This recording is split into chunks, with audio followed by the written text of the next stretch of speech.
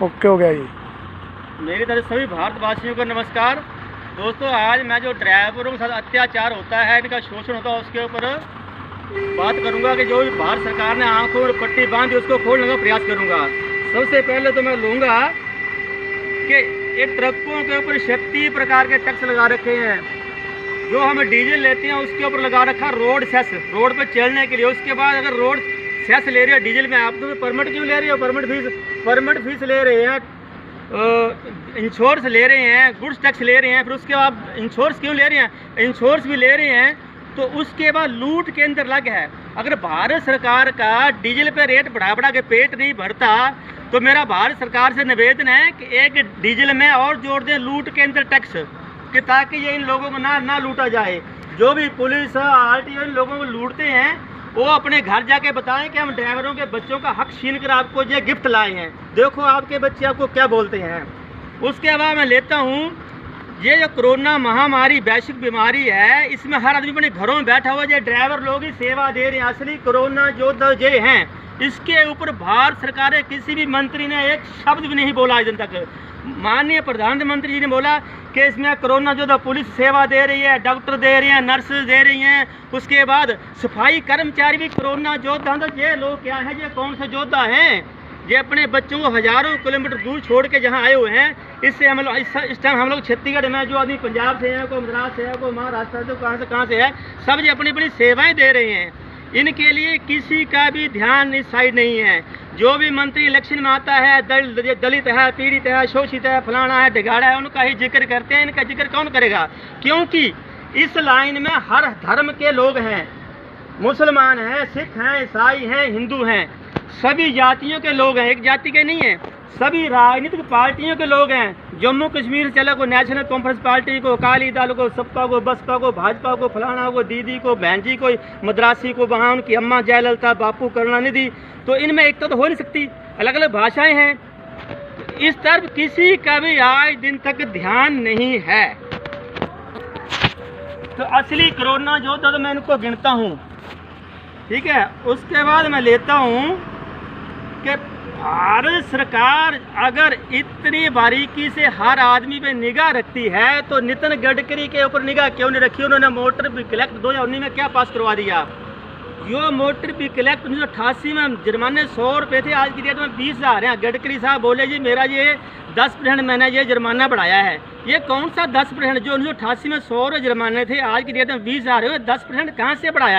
ये मेरी समझ आज दिन तक नहीं आया और आने वाला भी नहीं है। ये इसमें भी बहुत बड़ा षड्यंत्र है, क्योंकि 2014 में जब लोकसभा के इलेक्शन हुए थे तो 20 आदमी प्रधानमंत्री पद के दावेदार थे। उस समय माननीय राजनाथ सिंह ने एक ही नाम टॉप में रखा, मोदी जी का। मोदी प्रधानमंत्री बन गए। 2019 में सिर्फ 2 आदमी प्रधानमंत्री पद के दावेदार थे, एक माननीय मोदी जी और पास बराबर में खड़े नितिन गडकरी जी। नितिन गडकरी ने हिसाब लगाया मैं तो प्रधानमंत्री बनने वाला नहीं हूँ, तो उन्होंने ऐसा काम किया जैसे कि ताजमहल बनवाया था, तो ताजमहल बनाने वाले को मालूम था मेरे हाथ काट दिए जाएंगे। उसने ऐसी जगह गुंजाइश रखी कि आज दिन उसमें पानी टपका, उसको कोई पकड़ नहीं पाया। वो नितिन गडकरी साहब ने कर दिया कि ये मोटर व्हीकल एक्ट 2019 ऐसा पास करवा दिया कि भाई मैं तो प्रधानमंत्री नहीं बन पाऊंगा, बाकी भी किसी को नहीं बनने दूंगा। और रही बात उसके बाद शायद ही भारतीय जनता पार्टी कहीं से जीती हो। ये गडकरी साहब ने ताजमहल वाला किस्सा दोहरा दिया कि मैं तो प्रधानमंत्री बनूंगा नहीं, बाकी भी किसी को नहीं बनने दिया। और सबके 500 ताजमहल बनाने वाले एक आदमी के हाथ काटे गए और हमारे केंद्रीय सड़क परिवहन मंत्री ने 542 सांसदों के हाथ काट दिए, सबके साइन करवा लिए मोटर व्हीकल एक्ट 2019 के बिल में। तो मैं जानना चाहता हूँ, जो आदमी ट्रक में बैठ के देखा नहीं उसको बना दिया परिवहन मंत्री, जो आदमी कभी खेतों में नहीं गया उसको बना दिया कृषि मंत्री, जिसने कभी उद्योगों के दर्शन नहीं करिए उसको बना दिया उद्योग मंत्री, जिसने कभी गन कंधे से नहीं लगाया उसको बना दिया रक्षा मंत्री। राजनाथ सिंह, माननीय राजनाथ सिंह, माफ़ करना, मैं आपका बहुत बड़ा फैन हूँ, लेकिन मेरी मजबूरी है कि इस साइड किसी का ध्यान नहीं जाता। कई भारत सरकार जो आंखों में पट्टी बांध रही इसको खोलो। और अब मैं लेता हूँ अब motor vehicle act Gadkari ji का माननीय आदित्य जोगी ने अपने प्रदेश में लागू नहीं किया, बहुत बढ़िया किया। नहीं तो वहाँ तो पहले बहुत ही लूट थी, सपा बसपा के टाइम में पुलिस वाले जेबों से पैसे निकाल लेते थे, मारते अलग थे, लेकिन जोगी साहब के टाइम में सारा सुकून से ड्राइवर लोग चलते हैं। ना गुजरात में लागू हुई और कई सारे राज्य में लागू। उनका दिमाग खराब नहीं था, उनको मालूम है कि जब मोटर व्हीकल 2019 बिल्कुल गलत पास हुआ, और मैं चैलेंज करता हूँ बिल्कुल गलत है वो। और मैं बात लूँ, ये जो संविधान बना हुआ भारत का, ये अंग्रेजों की देख रेख में बना हुआ है, क्योंकि आज भी अंग्रेज पूरे भारत में कहीं भी बेरोक टोक घूम सकते हैं। हम लोग 36 प्रकार के टैक्स देते हैं, फिर भी या जब एक राज्य दूसरे राज्य में एंट्री करते हैं, हमारे लिए नियम कायदे कानून सारे चेंज हो जाते हैं। हमारे लिए एक भारत नहीं, 29 भारत है। पता ही भारत सरकार कहाँ सोई, कौन सी आंखों में पट्टी बांधी हुई है। इनको हर दलित पीड़ित शोषित, ये जो लोग ये सेवा ना देना, कोरोना काल में हम 6 महीने से बाहर लोग चले हुए हैं, अपने घर नहीं जा पा रहे, तो जो बोलती है ना भारत सरकार ये new India, development India, skill India, फलाना इंडिया, मैं बोलता हूँ ये सारे लोग ट्रकों खड़ा कर दें तो ऐसा इंडिया बन जाए। करोड़ों साल पहले हम किताबों में पढ़ते, पहले लोग आदि मानव होते थे, कंद मूल पत्ते खाते थे, अपने गुप्तांगों में केले पत्ते लगा के ढांके चलते थे, बोझ बन जाता है दिन तक।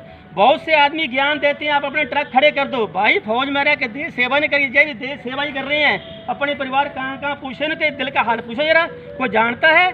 जिस आदमी को यही नहीं मालूम कि मेरे राज्य से कौन सी सीमा लगती है, वो फोन में बैठ के कमेंट कर रहा है, ज्ञान फैल रहा है। ऐसे आदमी मेरा वीडियो ना देखें, उनको मैं लेटर नहीं डाल रहा। अच्छा मेरे ड्राइवर भाइयों से निवेदन है, कोई भी गलत कमेंट ना करे, किसी मंत्री को गाली गलौज ना करे, अच्छे शब्द में इन मंत्रियों को पेला जा सकता है। मैं पेलता हूँ सबको। एक मिनट खड़ा तेरा नंबर लगाता हूँ भाई, प्लीज यार।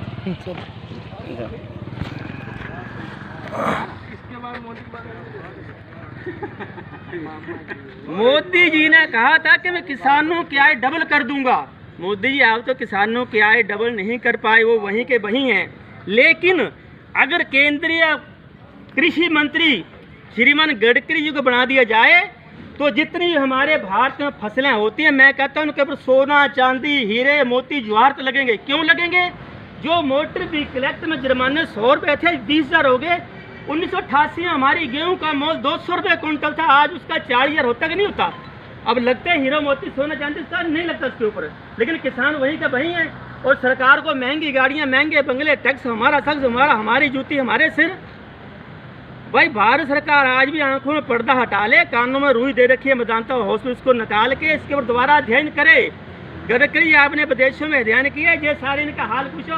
ये भाजपा पंजाब से भाजपा क्या दशा त्याग किया बताना अपनी, आप कहाँ ये जिनकी लाइन है बॉम्बे से कलकत्ता चलते बेचारे इस अवस्था में ड्राइवरी कर रहे हैं या जिसका लाइसेंस 40 साल हो गया नहीं होते, उसको लगा देना सरकार 50,000 पेंशन। को है प्रावधान लूटने के लिए? एक एक गाड़ी से 25-25, 30-30 लाख सरकार लूटती है। और ड्राइवर अगर कहीं को मर जाए, अगर ये पंजाब के अगर सपोज करने की डेथ हो जाए तो इनके घर में इतने सख्त नहीं है इनकी लाश वहाँ मंगवा ली जाए, यही सड़े कुत्तों बिल्लों की तरह। क्या हम भारत के नागरिक नहीं है? हमें कोई अधिकार नहीं है? एक मंत्री 10 किलोमीटर जाता है, उसके आगे पीछे चौं करती सिक्योरिटी। हम हजारों किलोमीटर जाते हैं, क्या आपकी सिक्योरिटी करता है? कोई देख रेख करता है? कई सारे को चोर पड़ रहे हैं, कोई पुलिस पड़ रहे हैं, कोई RTA पड़ रहे हैं, कोई कार बड़ा गले पड़ रहा है, कोई बाइक बड़ा पड़ रहा है। सबको मेरा सबसे हाथ जोड़ के विनम्र निवेदन है, अगर ये आदमी सेवा ना दें, तुम लोग जो खाते पीते तुम्हारी थालियों में कुछ ना खाने को मिले, तुम लोगों को चड्डी और बनियान में ना मिले, केले के पत्ते लगा घूमो तुम लोग। इन्हीं शब्दों के साथ अपना मैं इसको विराम देता हूँ। नमस्कार, जय भारत, जय हिंद।